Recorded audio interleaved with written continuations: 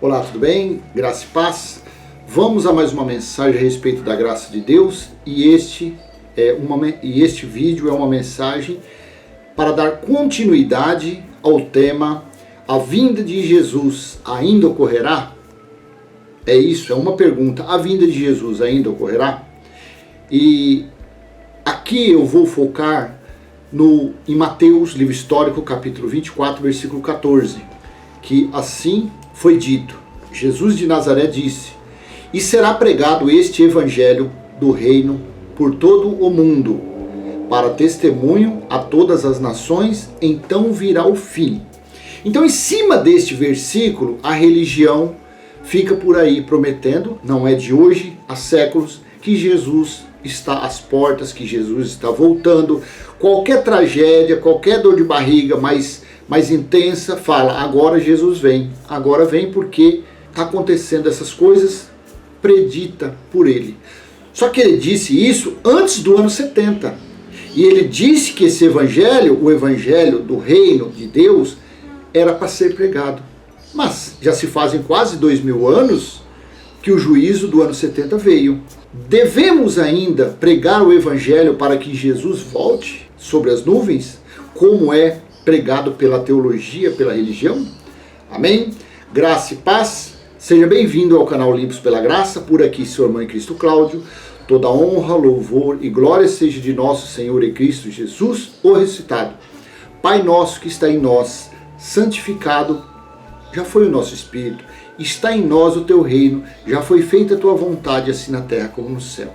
Amém? Este é o Pai Nosso dos que estão na graça de Cristo.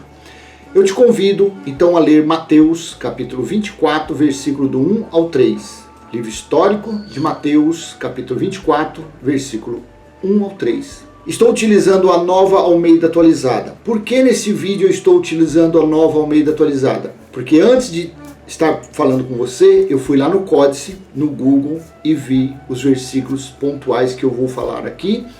E a que mais se aproximou foi a Nova Almeida Atualizada. A King James, no versículo 3 de 24, diz que é o final do mundo. A Almeida Corrigida Fiel diz que é o final do mundo. A NVI diz que é o final dos tempos, até aí tudo bem. Só que como nós vamos ler outros versículos, não bateu com a NVI.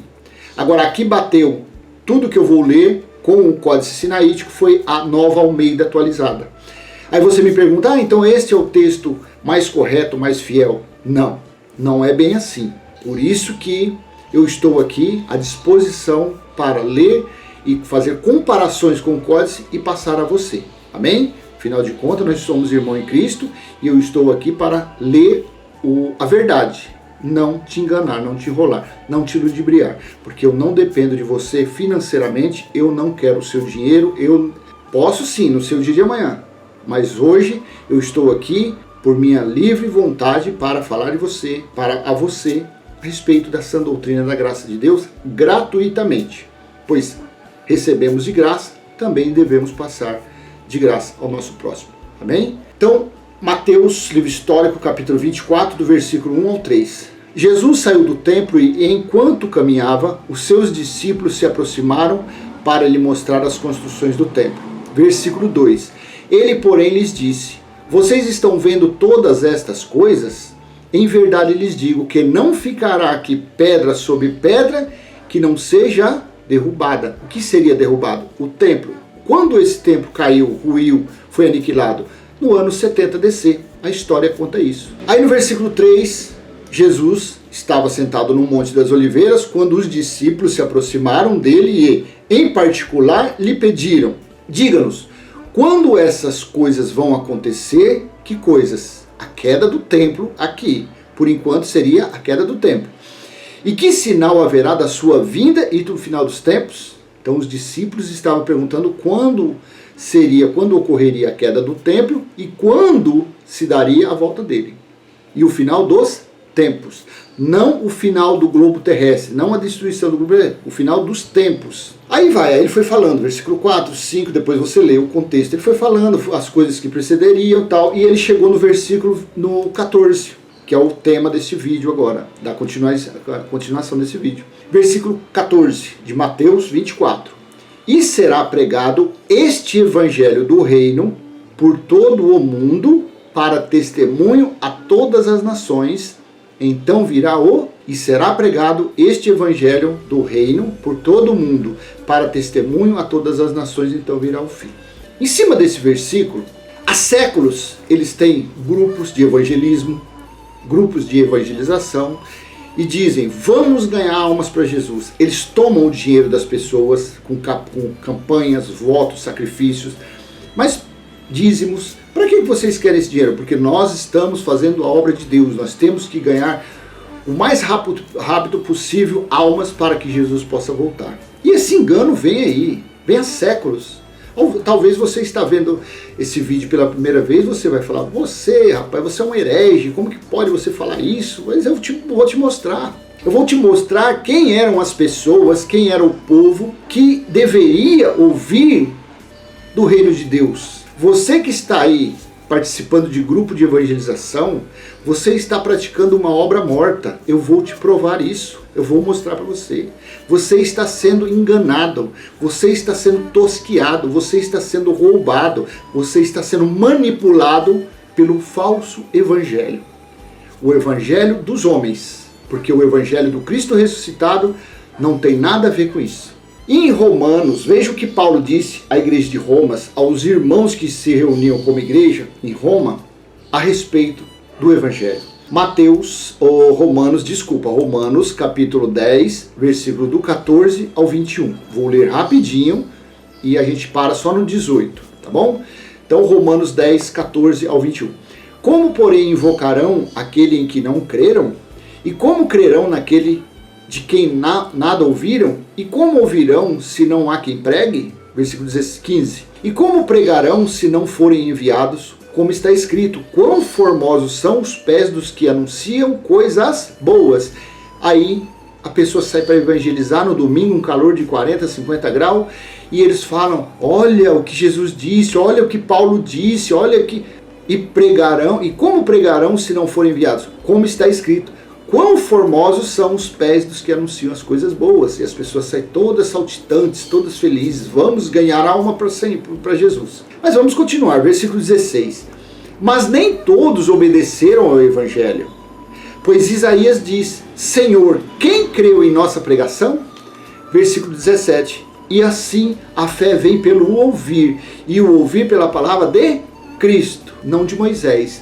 Não dízimo, não batismo, não subir monte, não praticar a Páscoa judaica, que é o comer pão e beber suco. Porque isso é do Jesus de Nazaré, do judeu que veio para cumprir a lei. Mas na sua morte ele resgatou os que estavam na lei. E assim a fé vem pelo ouvir e ouvir pela palavra de Cristo. Então a pessoa só pode crer se ela tiver Cristo na mente dela. Se ela for ensinada pelo Espírito da graça. Se ela não é um eleito, não é um filho de Deus, era um filho da perdição. Então, Cristo no Espírito, a pessoa não consegue ter esse entendimento, porque é uma pessoa carnal. Agora sim, versículo 18. Mas pergunto, será que eles não ouviram? É claro que sim. Olha Paulo falando. A voz deles se espalhou por toda a terra, e as palavras deles alcançaram os confins do mundo. Isso foi dito entre o ano, vou colocar, do ano 55 ao ano 68, do ano 50 ao ano 68. Vamos colocar nesse intervalo. Aqui Paulo estava falando. Quem é que deveria ouvir? Eram os judeus, eram os israelitas. Eu não vou ler o contexto, mas depois você lê Romanos 10 inteiro. Eram os judeus, era o povo de Israel, eram os israelitas. Eles é que deveriam ouvir o evangelho do reino. Porque eram eles que iriam passar pelo juízo do ano 70. Os que nasceram depois do ano 70 DC, não é 1970, quando o Brasil ganhou o tri. Não é. É no ano 70 DC, na primeira era cristã. Na geração que Jesus disse que tudo aconteceria. Na geração dos 70 anos. Mas pergunto, Paulo, será que eles não ouviram? É claro que sim. Eles quem? Os gentios? Eles quem? Nós do século 21? Não, o povo os israelitas daqueles dias. Mas pergunto, será que eles não ouviram? É claro que sim. A voz deles se espalhou por toda a terra e as palavras deles alcançaram os confins do mundo. Versículo 19. Pergunto mais, será que isso não chegou ao conhecimento de Israel? Moisés já dizia, eu farei com que vocês fiquem com ciúmes de um povo que não é nação. Olha, falando dos gentios aqui, falando de nós. Eu farei com que vocês fiquem com ciúmes de um povo que não é nação. Por meio de gente insensata, eu os provocarei a ira. Versículo 21. E Isaías é tão ousado que diz, fui achado pelos que não me procuravam, revelei-me aos que não perguntavam de mim. Aqui já trata mais de outro assunto, já trata da bênção, da dádiva recebida pelos gentios. Porque os gentios não são o povo das obras, são o povo da fé. É a herança da promessa que Deus fez a Abraão. Tu serás pai de uma grande nação. E nós, gentios, estamos aí por obra, por fé e não por obras. Então aqui Paulo disse que o povo de Israel, os judeus, os israelitas, eles ouviram falar de Jesus, do Cristo. E ele diz também em Colossenses capítulo 1, versículo 3 ao 6, damos sempre graças a Deus, Pai de nosso Senhor Jesus Cristo, quando oramos por vocês. Versículo 4, desde que ouvimos da fé que vocês têm em Cristo Jesus e do amor que vocês têm por todos os santos. Versículo 5, por causa da esperança que está guardada para vocês nos céus. Desta esperança vocês ouviram falar anteriormente por meio da palavra da verdade do Evangelho. Versículo 6, que chegou até vocês, esse Evangelho está produzindo fruto e crescendo em todo o mundo, assim como acontece entre vocês, desde o dia em que ouviram e entenderam a graça de Deus na verdade. Então Paulo aqui, logo no comecinho da epístola aos Colossenses, ele disse o quê? Que estava frutificando e que já estava chegando em todo o mundo. Que mundo era esse? O mundo habitado. Mas a religião, por não respeitar as datas, a época, o contexto, o remetente, o destinatário, pega isso e traz para os dias de hoje. Mas aqui Paulo diz que já estava chegando. E olha aqui o checkmate a respeito de pregar o Evangelho.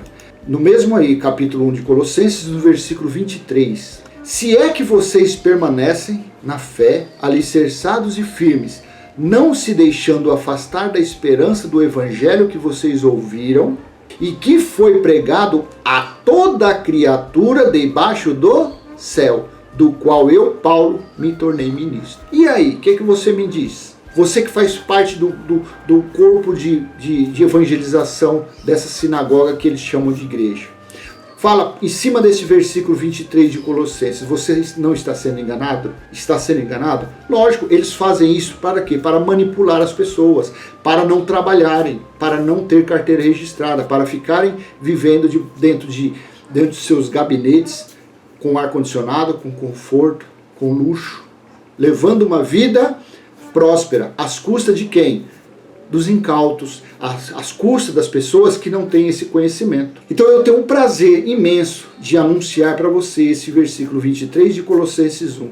Me sinto muito honrado por Deus ter me dado essa dádiva, pelo Espírito da graça, ter me dado a oportunidade de falar isso para você. Vou ler de novo Colossenses capítulo 1, versículo 23. Se é que vocês permanecem na fé, alicerçados e firmes, não se deixando afastar da esperança do Evangelho que vocês ouviram e que foi pregado a toda criatura debaixo do céu, e do qual eu, Paulo, me tornei ministro. Então Jesus voltou no ano 70. As pessoas daquela época, daquela geração, eles, principalmente os judeus, o povo de Israel, os israelitas, eram eles que deveriam ouvir o Evangelho do Reino, as boas novas. Porque eram eles que iriam passar pelo juízo e que passaram pelo juízo do ano 70 DC.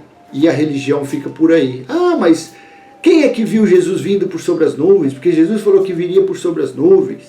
Quem é que viu os anjos fazendo a colheita? Tudo isso é espiritual, meu amado. Para de ser carnal. Quando você faz esse questionamento, você está sendo carnal. Você não está acreditando no que o Espírito da graça disse pela boca de Paulo. Você não está acreditando no que o próprio Jesus de Nazaré disse nos seus dias de carne. Amém? Então eu vou deixar essa mensagem com você. O tema, a vinda de Jesus ainda ocorrerá, foi a mensagem desse vídeo. Este foi o tema. Então leia, reflita, Não adianta você perguntar para o seu mestre, para o seu pastor, para o seu bispo, porque eles são carnais. De espiritual eles não têm nada. Então eles vivem das cópias de cópias. Porque o que tem aí são cópias frajutas de sinagogas, a qual eles chamam de igreja. Mas a igreja são vidas. A igreja de Cristo é a reunião dos filhos de Deus, que é o Espírito, quando eles estão reunidos. Amém? Então, se foi útil para você esse vídeo, dê um joinha, compartilhe. Se não é inscrito, se inscreva no canal, ative o sininho para receber as nossas novas mensagens. Amém? Graça e paz, até a próxima, se Deus assim permitir. Tchau, tchau.